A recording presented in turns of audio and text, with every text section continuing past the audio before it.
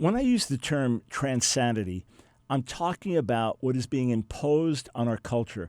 I'm talking about turning the world upside down to accommodate the struggles of a precious few people. I care about the few people who are struggling, but as I've said over and over again, we don't turn the world upside down and exchange perception for reality just because a few people are struggling. And when God laid it on my heart over 11 years ago to begin to address the issues of LGBT activism, there were two major issues, two major reasons why. One was that this was a very real threat to our freedom of religion, speech, and conscience. Well, we see that unfolding on a regular basis, not just in America, but in other nations. The other reason was this was going to affect our children and families directly.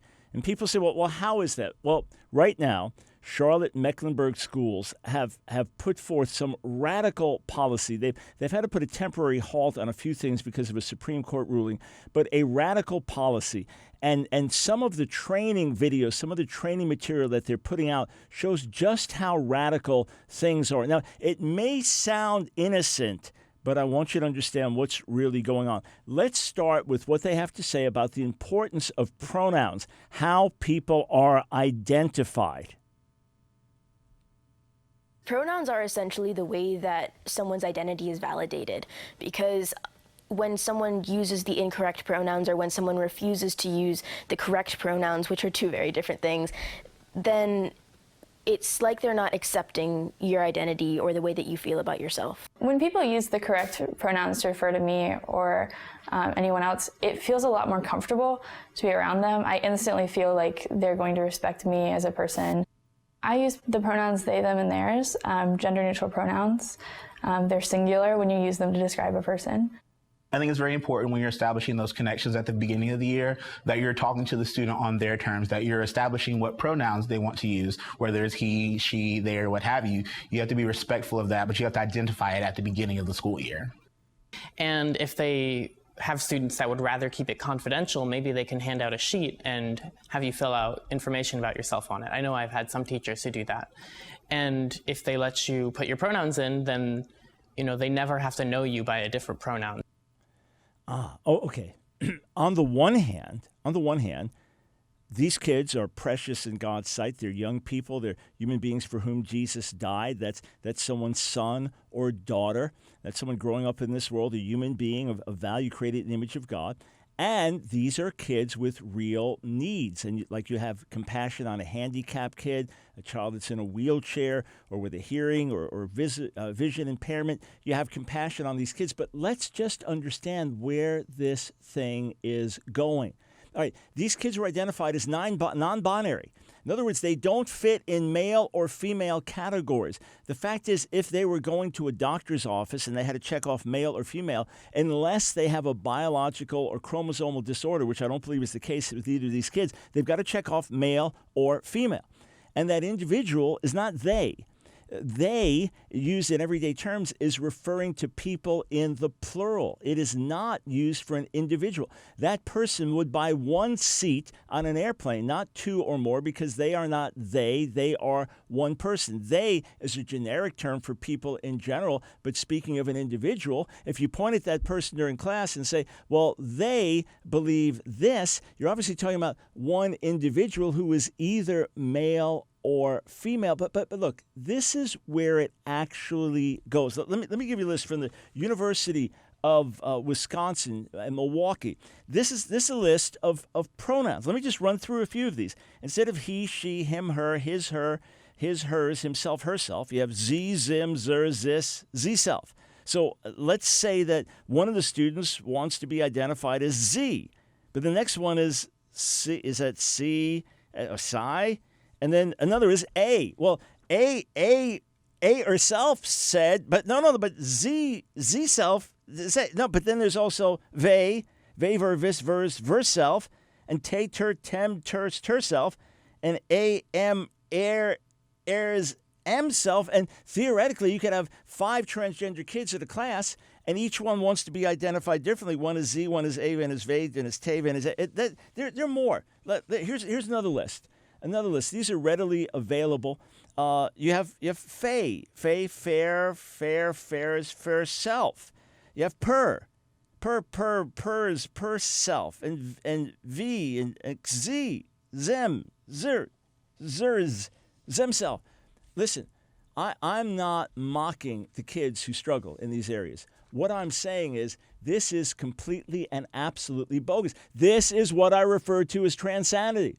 Do you remember Jack and the Beanstalk, and you had the fee, fi, fo, fum, I smell the blood of an Englishman? This is no less gibberish than fee, fi, fo, fum, and should be taken no more seriously than fee, fi, fo, fum. What you have is some people who have been trained in radical circles, who are radical educators, who are now bringing this into our school systems, and it's now being put on the whole school. And if Sally wants to be Sally today and Sammy tomorrow and Zer the next day and Per the next day and Z the next day, you're supposed to go along with this, and the students have to go along with this. And as we've mentioned before, there are already cases with a school teacher out west who said, I want to be referred to as they. And when other school teachers wouldn't do it, that they were brought to court and fined $60,000 because they wouldn't refer to an individual as they, because the person did not want to identify as either male or female. Okay, let's see what actually happens in our schools. What does this mean now on a practical level? Again, this is from the Charlotte-Mecklenburg School System official training material and videos. Our society associates you're a boy, you're a little girl, and that means certain things. And it's so fundamental in our education systems to separate boys and girls. There's a lot of things that teachers can do to help make trans students feel inclusive. And one of the easiest things I found is, everybody has them fill out information on the first day. Give them a spot to write in their gender, or, give them a spot to write in a preferred name. Don't just take it from the list in the computer. And you're likely, you might not know them very well, but you're likely to get a lot of information out of them on paper. And if they know that you're asking, they know that you're curious about it and that you'll respect it if they put it on paper. Now, first thing, you've got to impose that on all the other students. Second thing, there are plenty of kids who identify as gender fluid and who believe that they change by the day in terms of how they identify, how they feel on a given day, or by the hour. Listen, perception is not reality. There are people who believe they're part animal. I mean, this is well documented. They claim to be several 100,000. Maybe that we should also bring this in. What about when they start asking for their rights, those who identify as other kin or trans species? What about their rights? What about why do you identify me as human when I don't identify as human? You say that's crazy. Oh, why is it okay to call them crazy? I'm saying they have a genuine problem that we want to compassionately address, just like someone who identifies as transgender. But there is no biological or scientific evidence. There is nothing that demonstrates that this is a boy trapped in a girl's body or a girl trapped in a boy's body or someone trapped in the wrong body, period, because they don't identify as male or female. Friends, this is completely breaking down social reality, and there's a reason in schools that boys do things separately from girls. There's a reason that boys are addressed as boys and girls are addressed as girls, because they are different. There are differences in their behavior. There are differences in their biology. There are differences in their activity and their training, and therefore it's a good and healthy thing to recognize that boys are boys and girls are girls. But no! Because you've got one kid struggling in the whole school, you now turn the whole system upside down. And what about the issue of bathrooms, bathroom policy? Here's the way it works out. The first few times I started using a restroom, another girl in the restroom would eventually go and talk to her teacher or somebody and, complain about me. And so I did get kicked out of the restrooms. I was not allowed to use them. There was two restrooms on campus. One was a handicap restroom and the other one was a teacher one. They were both very far away and secluded, which is sort of ironic because that's kind of where they wanted me to be. I talked to the school about it, and they supposedly consulted their legal department, and they said that their legal department said, if you get your birth certificate changed, then we can let you use the public restrooms instead of the handicap one. I did get it changed, and they just kind of swept it under the rug. Isn't this interesting? It's okay for a handicapped person to have to go over to that, quote, secluded bathroom. Or faculty, if they need to use the bathroom, they have to go over there. That's okay. The kid in the wheelchair has to go over to that bathroom. That's okay. The faculty member has to go over to that bathroom. That's okay. But for a student who simply says, I don't identify with my physical body, they can't go to that bathroom? The school's trying to accommodate them. And you know what's interesting on these videos? I'm not seeing all the other kids. I'm not seeing the other kids who are talking about, this is what happened to me, or this is why I was concerned, or this is why I became uncomfortable, or this is why this was difficult, or, having a biological male in the shower area with us as 15-year-olds, or having a biological male playing on our sports team as girls, or having a biological male changing in the locker room next to us. That made us very uncomfortable. And many of these kids who identify as trans don't identify as gay. So you may have a biological male who identifies as female who's attracted to females. You just had that in the Target the other day. Somebody was taking videos of people changing, and he who identifies as she says, it's like porn for him because he's attracted to women. This thing is social madness. That's why I refer to it as Transanity. Why don't you interview the other kids? Why don't you have them on? Why don't you talk to the kids with a big lawsuit in the Chicago area? I believe it's over 50 girls talking about being traumatized, talking about issues because of the schools putting this stuff on them. Why not talk to the others? And why, again, is it okay for the kid that's handicapped to have to use the handicapped bathroom and maybe be slightly inconvenienced, but that's where they could put the bathroom? Or the faculty, that's where they could put the bathroom. But someone who identifies as trans, this is simply how they identify, what they believe that they are, contrary to biological or chromosomal reality. Why can't they use that bathroom? No. Everybody else has to be put out because of their struggles. That brings us to the issue of privacy. And again, the thing is completely skewed and turned upside down. Here again, we go back to the official CMS, Charlotte-Mecklenburg Schools, video training for their radical changes that they want to introduce. I think the biggest issue, discrimination or harassment with trans students is people very curious about their body, what they have, what they don't have, and asking very inappropriate, very personal questions. One thing that was kind of a big problem with the school counselor was when they were first talking to me about certain issues at school, basically just briefing me on things that I should be aware of. They asked me questions about my genitals, and that's wildly inappropriate. And I told her so. I said the only people who should be asking that are, my doctor and my girlfriend, right? They're the only ones who need to know about that kind of stuff. I expect the schools to respect my child's stated gender identity. By respecting his privacy, I mean not outing him with other teachers, with other administration officials, with other students. It is Caleb's decision with whom he shares the fact he's transgender. And it's really unfair and wrong for anyone to talk about his gender identity without his permission. Okay, I see these kids, the ones that are on this video here. I'm a father, I'm a grandfather. My grandkids range from ages 9 to 15. I see these kids, I have compassion on them. If they live next door, I do my best to befriend them and reach out to them.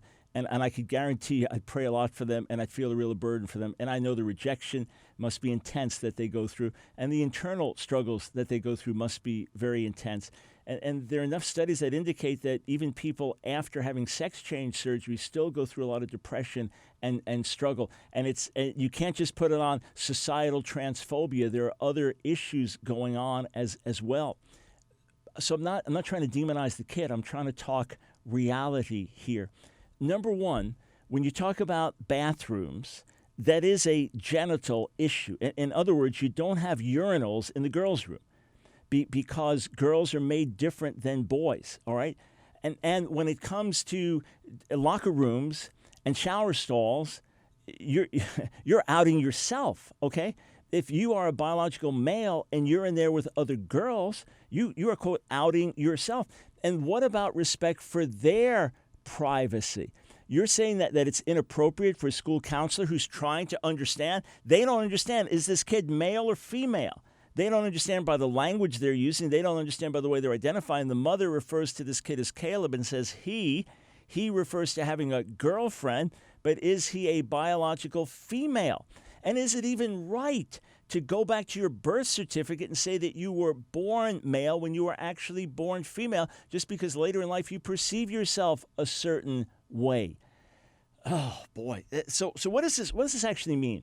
Let's look at the gender unicorn. This is the way it's broken down. Let's remind ourselves of what this means in practical terms. It means that parents can't be involved with what's going on with the kids unless the kids welcome it and invite it. It means that students can choose their own gender-based activities. What does that mean? It means if there's, say, a sleepover, there's an event where the girls, the 15-year-old girls, are going out on an all-night event and they're going to sleep out and camp out, that if you as a biological male identify as a girl, you can choose to go along with them. Now, of course, that can open the door for all kinds of guys to just say, hey, I identify as a girl, so we can check out the other girls or spend time with a girlfriend or something like that. But what about the fact that these kids are going to be undressing in the same place and so on? What about the fact that some of the other girls are going to be uncomfortable because there's a biological male? It also means in the Charlotte-Mecklenburg schools that you can't say boys and girls.